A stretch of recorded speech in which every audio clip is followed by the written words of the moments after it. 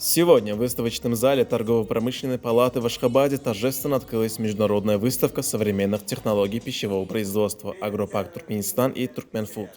На протяжении 3 дней выставка станет площадкой для демонстрации новейших достижений в области пищевой промышленности, обмена опытом и налаживания деловых контактов между отечественными и зарубежными производителями. Вниманию посетителей представлены экспозиции от ведущих компаний, предлагающих широкий спектр продукции и услуг. Новейшие технологии пищевого производства от переработки сырья до выпуска готовой продукции.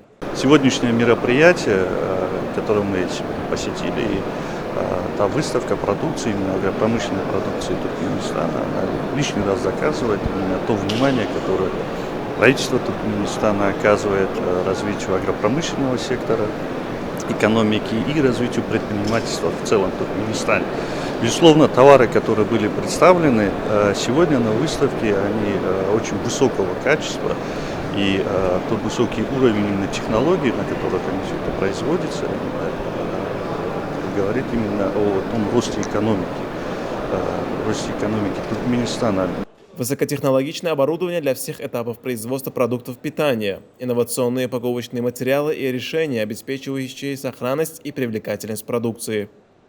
Промышленность очень востребована на рынке Туркменистана, а белорусская продукция, она здесь воспринимается очень позитивно местным населением, и жители очень доверяют качеству белорусской продукции, поэтому если им удастся выйти на туркменский рынок и закрепиться, это будет большое дело, в том числе для развития двустороннего торгово-экономического сотрудничества между двумя странами в целом.